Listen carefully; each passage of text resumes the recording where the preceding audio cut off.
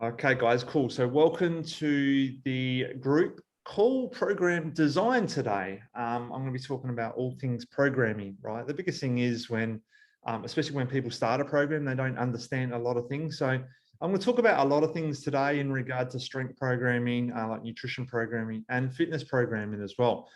So if you've got any questions as we go through, please let me know. If you're watching this on like the rerun, you can post the questions in the group as well. I'd love to answer them for you. So program design, look, I've been designing programs for almost 2 decades. So I've got a pretty good concept of it, but so most importantly, one program is not like one size that fits all the time, you know. So sometimes programs got to be tweaked. A program is always a guide. And I say to people who jump, especially people on like nutrition programs, right? I always put a guide in there to start with and they go, oh, but you know, this was too much or that was too little. It didn't work for me. It's always a guide, right? So some people jump on a program and they think they need to stick to it so perfectly, right, that there's no obviously I suppose scope to go outside of that. But sometimes I think changing and tweaking things a little bit to suit is going to be good. Now I say that in a good balance, especially with like nutrition, just because I say okay, like 1 cup of spinach, that is not an excuse to go, okay, I'll cut the spinach and I'll put like 1 cup of potato, for an example. Right. So it's a good like balance and being smart about it as well. Right. So that's something that you really have to learn. I think I'm talking about like nutrition a lot, I know, but fine tuning is super, super important. So programs always a guide. Like we can change it, but like most importantly, so we've got to make sure that we're getting results at the end of it. Right. And if you're changing something, you have to ask yourself, if I change it, is that going to get me the best result possible? Right, so my program is always in there to get you the best result possible. So we can tweak it and change it slightly, but always, if in doubt, just stick to the program, right? I got people that ask me questions all the time. Can I change this? Can I change that? Well, you don't like want to deviate from a program unless you really have to, unless there's something that is bothering you or something that is not like making you feel good. If it is strength or nutrition or fitness, right? Like we can just make a little bit of deviation, but ideally always stick to the program. I'm saying 2 things there, right? I'm saying it's a program, it's a guide, but then I'm saying stick to the program. So there's a small like margin to change a few things around if we need to. So, yep, so let's go into strength programming. Right, so with strength programming, there's a lot of components in regard to strength programming. There's either obviously a full body split. There's like muscle group splits that you can do. There's a lot of range of things. Now, if we're talking about like weight loss, or if we're talking about endurance training, right, it's always going to be a full body like workout, right? Because it's the most amount of muscles being activated in one like workout, the most amount of calories being burnt as well, right? So it's a more functional workout towards like your goal, right? So that's really important. Now I'm going to talk about reps, sets, and tempos, right? These are all really important. And if you are on my program for a long time, if you've been on my program for a long time and like you understand that, but you're not quite sticking to it. Like I have a lot of people, like example, if I give an endurance kind of workout, an endurance workout is going to be like 15 to 20 like rep range, right? There's going to be a 60-second rest period, and there's going to be 2 to 3 sets, right? And the tempo is going to be 4 by 4. So this means if you're doing a chest press, it's 1, 2, 3, 4. 1, 2, 3, 4 back down, right? So that's the tempo if you don't understand that tempo. So I find a lot of people that go, oh, look, I didn't have time, so I cut it short. Instead of doing like 20, I did 10 reps, right? But that's going to like defeat the purpose of that program, right? So that is not sticking to the program. That is changing the program to something totally different, right? If you're doing a rep range in between 8 to 12 reps, that's more like what we call hypertrophy. And I'll talk about that more shortly. But it's changing the program, right? So that means that the load has to be a lot more bigger. But if we're only doing 10 reps of a lighter weight, right, we're not going to get that endurance response that we're looking for. And even if you are on a weight loss program, it's important to get that endurance before we go into the next phase of training. Okay, let me get this up. So this is a little table that I created a while back. I've actually got it in my strength and conditioning foundation book, and it looks like this here, right? So there's 6 stages of training, right? There's stage 1, which is the foundation principle. So this is more posture correction, shoulder stability, lower limb chain. So that means stabilizing from the ankle, the knee to the hip, right? The sets are always going to be 1 to 3, depending on if you're a beginner to advanced, depending if you're in week 1 to 4, right? And this is all low intensity stuff. This is low intensity training, right? So the time under tension for these ones are 2 to 3 minutes. Right, time under tension. So that means again 20 to 30 reps. Movement development, stage 2. So this is pretty much teaching your body to be able to move correctly. So this is another important part of programming, and so this is why, especially if you're new to the program or you're a beginner in regard to strength training.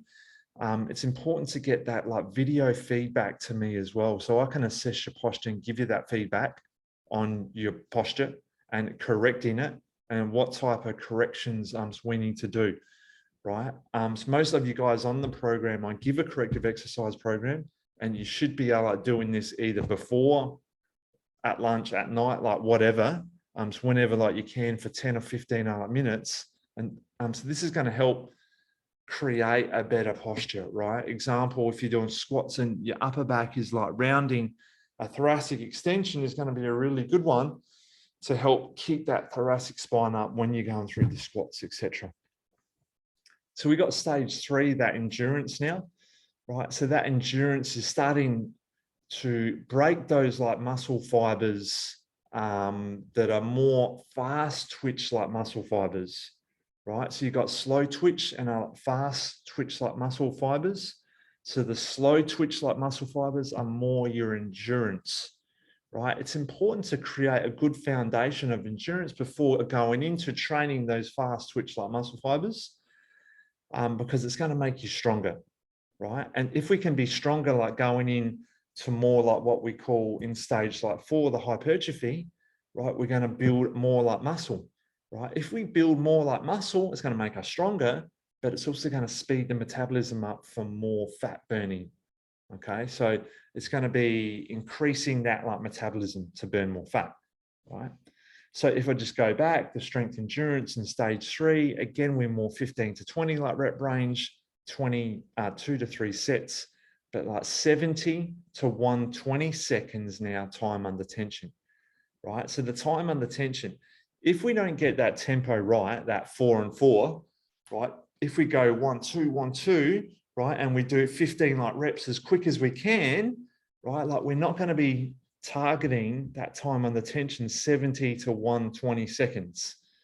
Okay. Now it's simple for me to put down some, if it's example 15 to 20 rep range. If you're not getting to those 70 to 120 seconds, right, it's going to make it a little bit more challenging to achieve that endurance, right? So we're not sticking to the program as good as we could be, right? So that's a really important thing to be able to understand as well, right? That time under tension. The next time, if you've got a workout, a strength workout, instead of counting, time it, right? Now, all my M15 workouts, level 1, right? So movement development. Level 2 is strength endurance training. Level 3 is more hypertrophy training, the M15s, right? Just count your workouts. Count your rep ranges. Think about the tempos that you're doing. If it's a chest press, if it's a pull-up, if it's a cable like rows, whatever it is, think about that time. Just time yourself. Just get the timer and go, hey, okay, what time? You would actually be surprised, right? And I guarantee that you're probably going too fast on your tempos. So just think about that next time that you're training, if it's a strength workout, so whatever. Okay, stage 5 and stage 6, these phases are very unlikely that I take people through. Okay, like why? Because people don't have the posture, the core, the strength, or that high training age to be able to go into example like max strength training. So this is going to be like deadlifts and squats, etc. But it's going to be 1 to 5 like repetitions now, right? And we start to do like more sets, right? So this is for people that have a really high training age, that have been training for a long time, that have got good posture, that have gone through all those first 4 phases, right? Like many times. And it depends on your goal as well, right? Max strength training and power training are good training phases if you've got a high level training age, but they're also really great for like fat burning. But example, if I've got someone who, example, like a woman that is say like 50 years old, the posture is not that good, there's no way I would put a big load on them like that. It would break them quickly. People get broken down like very quickly by doing these big loads. All right, I've been there like myself. Like my 30s, I know I was like doing a lot of like shoulder pressing, some max strength shoulder pressing, and I got like rotator cuff tears. So it's something that you wouldn't do unless you're obviously highly advanced, trained with good posture, good core, and it's something that you would only do for probably 2 to 4 weeks as well, and then go back to a stage 2 and start to rebuild again. Right. So these 6 training like phases are like really important, but so like I said, I would only really get most people that are training for endurance or like weight loss to go up to stage like 4. Right. Stage like 4 is going to be the king of increasing like metabolism, right? Because so we're constantly building that like muscle growth, that hypertrophy. So that like hypertrophy is more now your fast twitch like muscle fibers, right? It's where we're going to grow that like muscle, okay? Build that like muscle mass. So that's going to be a rep range of, I said 8 to 12, it can be 6 to 12, like with a 40 to 70 seconds time under tension. 2 to 4 sets, you know, a lot of our like bodybuilders like to do 6 to 8 sets, but I don't think it's necessary for obviously everyday people that are trying to lose weight, or if you're training for endurance, whatever. So they're my 6 training phases. They are like really important to go through that. I generally set up training programs on each phase, depending on ability, depend on progression, depend on how many sessions a week that you're doing. But like most like phases, it would stay on there for a minimum of 2 weeks, but up to 4 weeks as well. Like I said, for someone that is more advanced, they could stay on it for a week or 2 weeks, but someone that is like more like newer to strength training, or they've got an injury or something like that, it would probably be like 4 weeks. Look, some people I've had stay on the same program for up to 8 weeks, because they might only be doing 2 sessions of that strength program a week, and their progressions are limited, right? So obviously some adaptation is important, but obviously shocking out the body is important as well, trying to get that response that we're going to have that change of the body, right? Either like body shape, like muscle tone, some metabolism, all those types of things are really, really important. So like they're my 6 phases of strength training programming. In regard to programming in Training Peaks, everything is always in Training Peaks. I never like to train repetitively 2 days like in a row. It's always like broken down with example on Monday, a Wednesday, or a Friday, or depends if you've got other programs in there, other activities, if it is other endurance sports, or obviously other like weight loss training programs, which I'll get to in the fitness part, like which is more walking or running. So yeah, it's always sort of scheduled around that, right?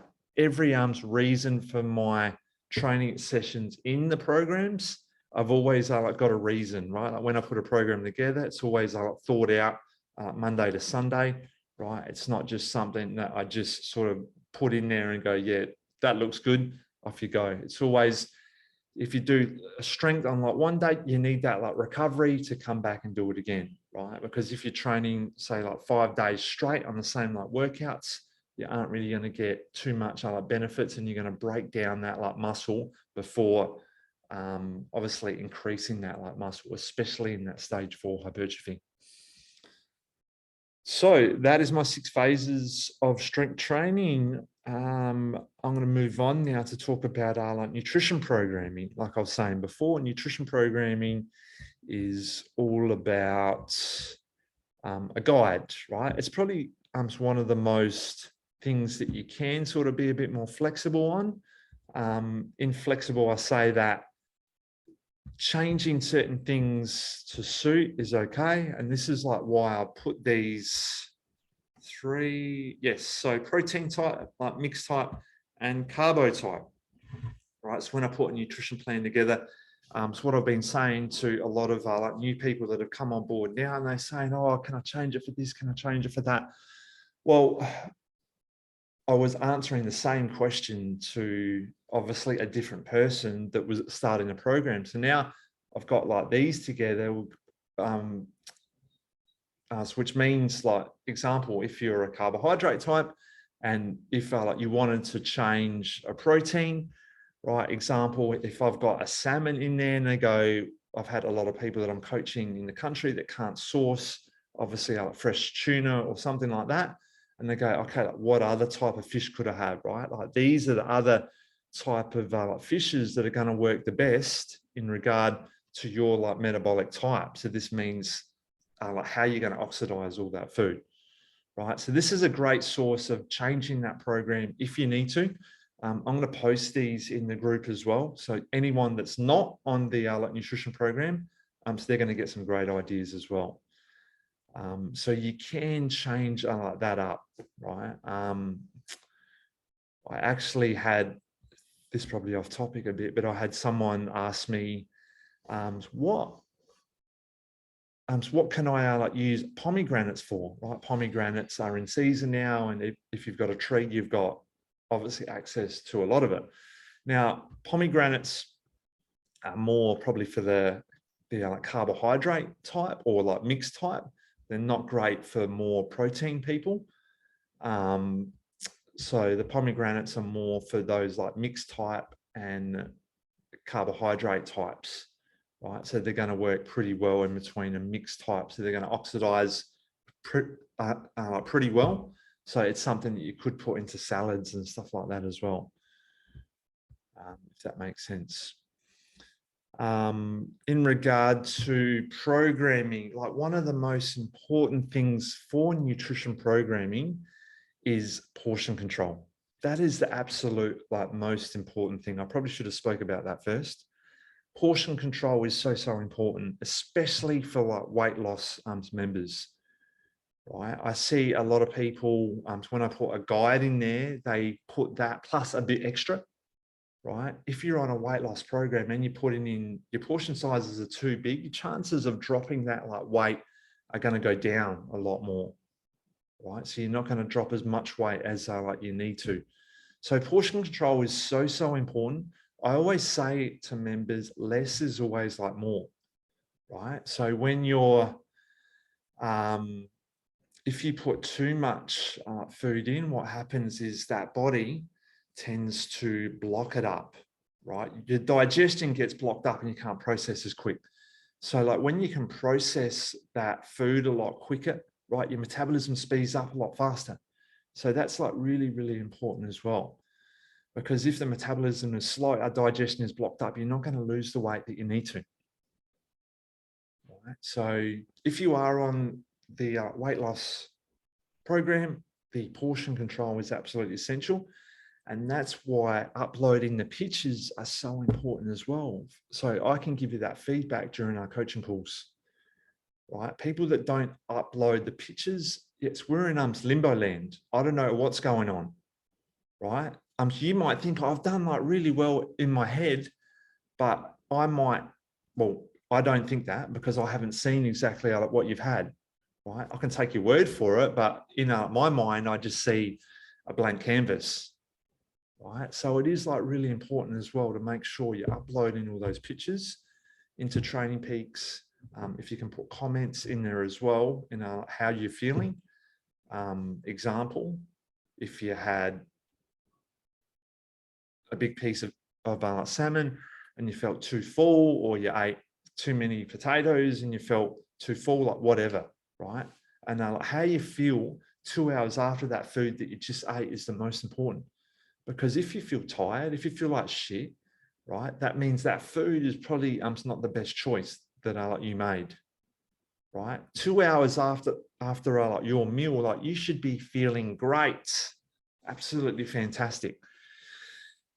I'm just going to throw this tip in there as well. I always say to people on the nutrition program, especially if you are on a weight loss program, is cut your food in half, drink more water, right? A big sign of that you're hungry can be that you're actually dehydrated and more thirsty. So that's something really important to think about as well, right? So most of you guys know that are on my program, that have been on it for a long time, but it is really important to make sure you're drinking enough water throughout the day. Make sure you're drinking good quality water as well. That is a big part of nutrition, right? 2 to 3 liters approximately, a good quality. If it's a filtered water, or if it's a bottled water, great. Put a pinch of sea salt in there. It's going to put the electrolytes back up, the TDS, the dissolved solids in the water, which drive more into the cells, right? If we haven't got that TDS in the water, the salts and the minerals, we find that we go to the toilet a lot more, right? If we go in the toilet a lot more, we aren't going to be obviously as hydrated, right? So getting that good quality water is a big part of that nutrition programming also. So yeah, metabolic sources. If you're watching this video and you don't know what your metabolic type is, I will post below the, I call it the onboarding form now, which has got your metabolic typing questionnaire. So what you can do is just add up all the questions. And if you're 3 more, example like protein, that means you're a protein type. Or if they're tied in that 3, that means you're a mixed type. Or if you've got 3 more carbohydrate, that means you're a carbohydrate type. So that's a really important way. I've been using that system for a long time, and it works, right? It's a good way of fine-tuning that diet, fine-tuning your nutrition program. So super important to make sure. And look, these things do change as well. So if you've done the metabolic typing test and you're a protein type, but example, your body shape has changed, your training has changed, you've dropped, say, 10 kilos, I would suggest going back to that test and redoing it again, right? I remember many years ago, before I came into endurance training, I was always a heavy protein type. I worked so well because I was training a lot more strength work in the gym. I was training a lot more hypertrophy and more max strength training, more power training. So my body it needed more proteins for muscle repair. But these days it's more endurance, so I'm burning a lot more glycogen. So carbohydrates work really well for me. But in saying that, if I do the test, it comes back a mixed type. So a good combination of protein, carbohydrates. It works really well for me. So, but yeah, my portion sizes, because of my training and sport that I do, are obviously a lot different compared to someone that is on a weight loss program as well, right? So each individual person is going to work a little bit differently in regard to nutrition programming. Now, again, depends on your body shape and size as well, your portion sizes, right? If you're just say, example, if you're 120 kilos, right, I wouldn't give you a little plate like this to start with, right? Because like what's going to happen is, yeah, of course, like you're going to drop the weight very quickly, but after a week or 2 weeks, right, the body will start to go into a total shock, right? And if the body starts to go into a total shock, what do? We always go back to what we know best, and that's to eat that crap food, right? Or eat, okay, big portion sizes. So in regard to like nutrition programming, portion sizes and portion controls, yeah, like don't think starving like yourself is going to be obviously a good thing, because starving like yourself is going to put you, it's going to put you in a big calorie like deficit, but it's going to put you in a muscle breakdown as well, right? And it's going to put you in a big breakdown that you have a big crash, right? The last thing like we want on a weight loss program, or even if you're on an endurance program, is a crash, right? Because if you crash, it's a lot tougher to recover. And then, especially if you're on a weight loss program and you've restricted your calories too much, and we have a big crash and we go back to exactly what we know, right? Like we're always going to go back to comfort, and that comfort is to eat a large amount. What got you in trouble in the first place, right? So the key component is going to be just to be smart about it. Less is, or too little is not always the key to go in regard to starting a weight loss program, right? Just keeping it smaller and smaller as we go, right? It's like training. I wouldn't get you in the gym and doing a 200 kilo squat in the first session, right? The same thing like with nutrition, right? Like you wouldn't obviously eat a bowl of salad, a little lettuce, leaf like that in the first like day of your weight loss program. So it's important to think about that like balance as well in all aspects, right? Obviously, you want to be just a little bit hungry, but not overly full as well, right? So that like balance is like really important in regard to portion control. Okay, how are we going for time? Okay, just quickly to wrap up, I won't talk too much on this, but let's talk about the fitness component in regard to programming. In regard to the fitness component, there's always a few like elements depending on the goals. Now, I just want to bring up a training peaks here, and I might use someone who's on a weight loss program, just for example. Not you, Mel. Let's look at someone here. Okay, like Miriam, hope you don't mind me sharing your program.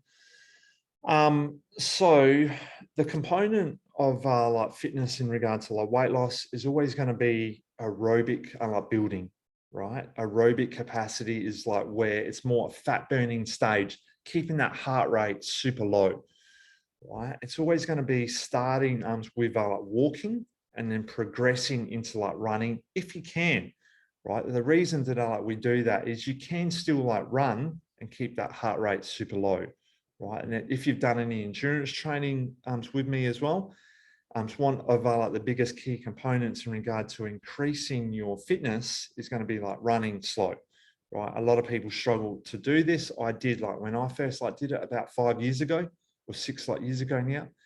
I couldn't do it. I couldn't run slow, but it's all in the head. You can like really, right? Adapting to that aerobic pace is like really important. So what I'm saying, the key component in regard to like weight loss is going to be aerobic training. This is like where we get our body in the fat burning zone, right? It's not just good for weight loss. It's good for like many other things as well. Endurance sports, like I said, a lot of endurance athletes want to train like fasted and burn fat, right? But most importantly, endurance athletes want to increase that aerobic capacity to be able to run faster, right? So the old saying is you have to run slower to get faster, right? A lot of people struggle to get their head around that.